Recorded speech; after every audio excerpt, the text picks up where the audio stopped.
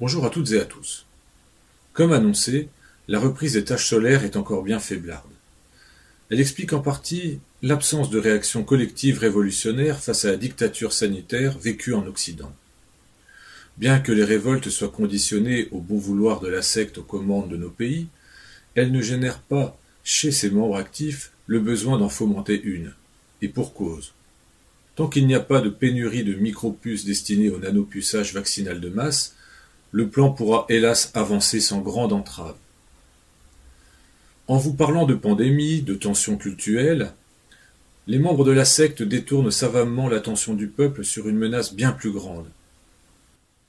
Si la faiblesse de l'activité solaire permet aux kabbalistes d'accomplir leur plan vaccinal rituel, ainsi que l'enfermement des peuples souhaités, il faut savoir qu'une reprise des cycles solaires pourrait, après une certaine accalmie, s'avérer hautement dangereuse pour l'humanité et pour la vie sur Terre en général. Ainsi, la charge électromagnétique générée par les installations électriques terrestres, antennes relais 5G ou 6G, voitures électriques, centrales nucléaires, est-elle susceptible d'amplifier parallèlement l'effet destructeur d'une reprise violente du cycle solaire? Des éjections de masse coronale massive en direction de la Terre lors d'un cycle intense en éruption solaire peuvent avoir des conséquences qui conduiraient, selon certains experts de la NASA ou du CNRS, à un retour de l'humanité au Moyen-Âge.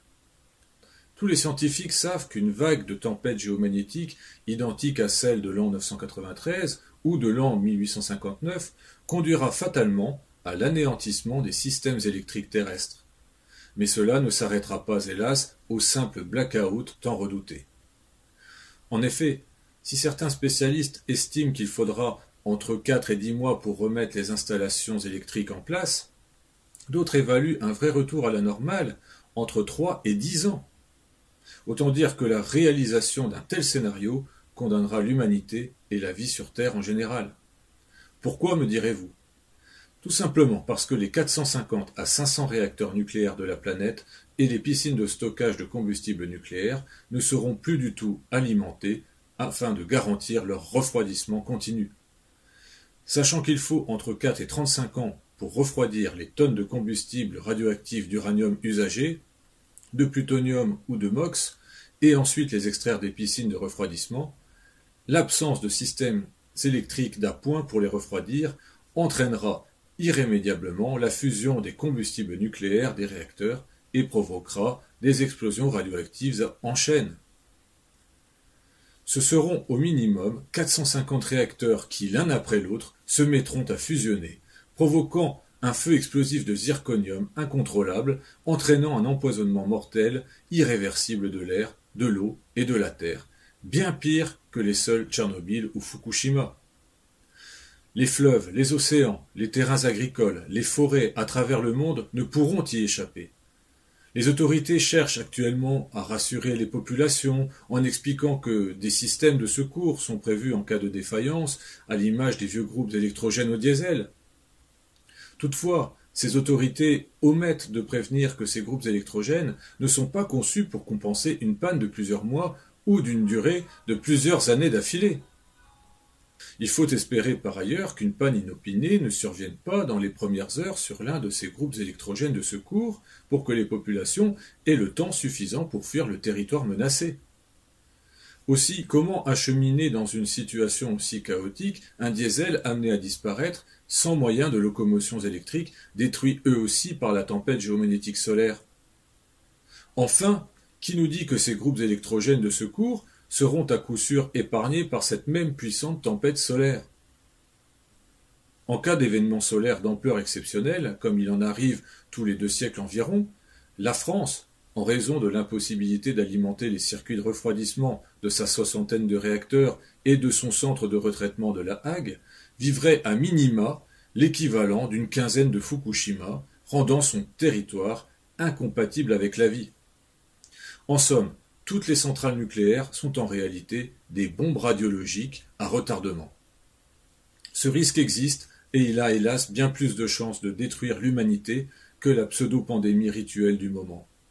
Si nos dirigeants maçonniques se souciaient tant de notre santé, pourquoi ne commenceraient-ils pas à démanteler immédiatement l'ensemble du parc nucléaire? La grande question est désormais de savoir à quel moment la planète pourrait être frappée par une ou plusieurs tempêtes géomagnétiques susceptibles de provoquer le grand meltdown mondial. Observons pour cela les cycles solaires à venir. Selon les chercheurs, les grands cycles d'éruptions solaires sont rythmés par les cycles planétaires. Il s'agit de véritables marées solaires rythmées par les alignements des planètes du système solaire. Comme je l'avais publié sur mon blog ainsi que dans le tome 3, les reprises des taches solaires sont rythmées par les grandes conjonctions Jupiter, Saturne, Neptune, qui jouent le rôle de détonateur. La réactivation se produit environ 6 ans après l'alignement, plus précisément lors du premier passage de Jupiter en opposition avec une géante gazeuse, qui peut être Neptune ou Uranus, suivant la grande conjonction. C'est ce qui fut observé par exemple en l'an 774, en l'an 993, ainsi qu'en l'an 1671. Lorsque le cycle est déjà bien entamé, la première opposition aux conjonctions de Jupiter à une géante gazeuse, généralement Uranus, suivant une concentration astrale Jupiter, Saturne, Neptune, peut provoquer, moins de 2 ans plus tard, une tempête géomagnétique, comme ce fut le cas en 1921. En résumé, tout est fonction de la disposition relative des astres. La puissance des événements se trouve également tributaire des axes stellaires devant lesquels les alignements planétaires se produisent, à l'image de l'événement de Carrington de l'été 1859. Saturne, la Lune, Mars, Vénus, Mercure et le Soleil se trouvaient alors concentrés sur 17 degrés de longitude. Les études réalisées par les paléoclimatologues ont permis de dégager des scénarios cycliques de crise solaire. Les cycles de Scafetta, de Suez-de-Vries ou de Gleisberg présentent différentes possibilités et laissent entrevoir le risque de la survenue de tempêtes solaires destructrices dans un minimum de 15 ans et dans un maximum de 45 ans. Il existe en effet plusieurs scénarios cycliques, mais il est désormais certain que nous allons vivre d'ici 2070 une convergence de cycles dont la phase critique se concentre autour de la décennie 2050. Il est acquis par tous les paléoclimatologues que les cycles solaires sont tributaires des cycles planétaires. Jupiter se trouve impliqué dans tous les modèles. Si j'avais par exemple proposé le modèle de la triple conjonction Jupiter-Saturne-Neptune comme préalable à la reprise des taches solaires, le paléoclimatologue Schwabe avait par exemple proposé le cycle de Jupiter-Uranus opposé à Neptune. Si l'on synthétise les périodes solaires à venir, nous pouvons envisager, avec une marge d'erreur d'1 an et demi environ, la reprise cyclique soutenue, mais dans la moyenne basse, entre le printemps 2022 et l'hiver 2027, entre le printemps 2035 et le printemps 2040, entre l'hiver 2045 et l'automne 2052, entre le printemps 2056 et le printemps 2062. S'il existe plusieurs simulations, nous pouvons statistiquement suggérer que nous allons entrer dans une phase de haute vulnérabilité électronucléaire d'une 30aine d'années. Si les années 2027 et 2038 peuvent faire l'objet de tempêtes solaires menaçantes, la superposition du grand cycle de Scafetta de 212 ans avec les intercycles joviaux-saturniens de Suez-de-Vries d'une durée de 193 ans nous conduit au début de la décennie 2050, autour, plus précisément, de l'année 2053.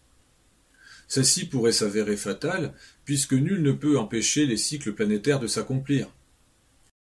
Si des configurations astrales exceptionnelles ne provoquent rien de semblable aux années 1993 ou 1859, cette 30aine d'années laisserait encore à l'humanité une marge encore assez confortable pour anticiper un événement solaire attendu qui viendra inexorablement frapper notre planète.